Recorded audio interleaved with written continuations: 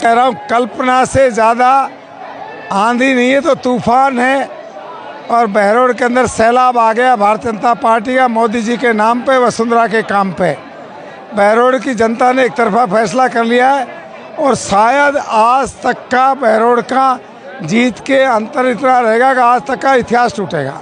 अभी खोटा कर्म कर ले, जिस गांव की ज़मीन हड़पी है, 2 गांव की ज़मीन हड़प गया, लोगों के प्लॉट हड़प गया, लोगों का माल हड़प गया, मोची तक को छोड़ा नहीं, रेहड़ी वालों को छोड़ा नहीं, उनकी बददुआएं इसको कभी नहीं उभरने देगी। ज़िंदगी में ऐसे कुकर्मी को सज़ा मिल के रहेगी। गाँव के अंदर मेरे जाने के बाद किसी गाँव में 1 रुपये का भी कोई काम ही नहीं हुआ। वो कह रहे साहब अब आप आ गए हो, फिर गंगा बहेगी, फिर वही डॉक्टर संत आया है और गंगा विकास के साथ लाया है। इंसान तो कुछ भी कर सकता है। वोट बोलो मेरा ढोंग रचो। हमारे एक नेता दोनों बैठे जिसके समझने की जरूरत है। वो यहाँ से एमपी चुनाव में 1.25 लाख वोट से बाबा जी के खिलाफ हार के चलो।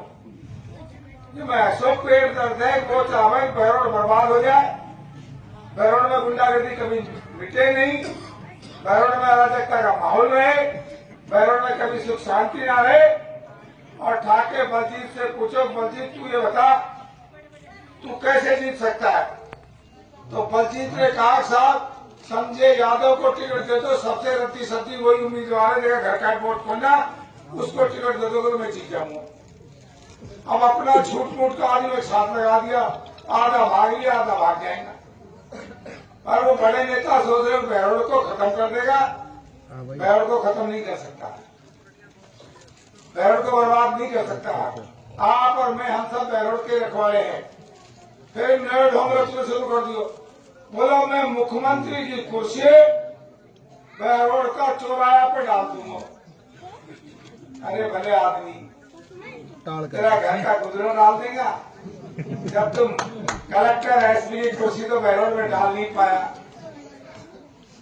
जिला तो आपने बेच खाया।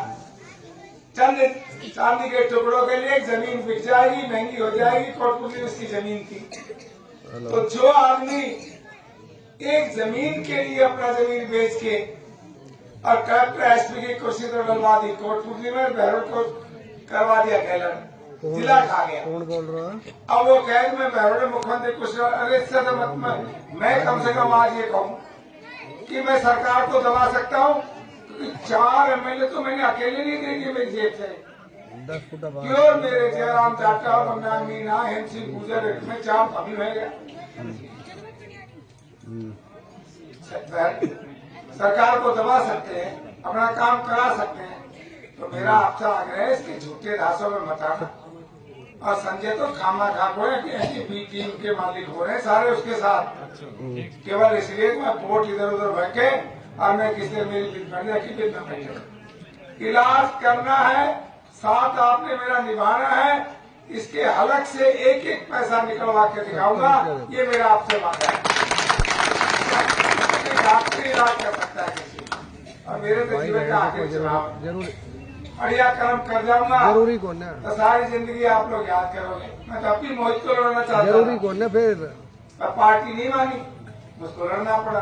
और कोई आखिर में 10 दिन टिकट भी लेट कराया, पर आखिर मुझे मानना पड़ा। तो मेरा आपसे आग्रह है कि आपसे निवेदन है, नौजवान बंधुओं, इस बार मेरा साथ दे दो। बहरोड के अंदर वो परिवर्तन करके दिखाऊंगा जिसकी बहरोड कल्पना कर सकता है। और मेरी माताओं बहनों, आप इतनी संख्या में आप आई हैं, मैं आपसे वादा करके जा रहा हूं कि जो आप काम बताएंगी, मैंने पहले भी काम किए करके दिखाए, जो आप काम बताएंगी 100% चाहे कितना ही लाखों काम बता देना।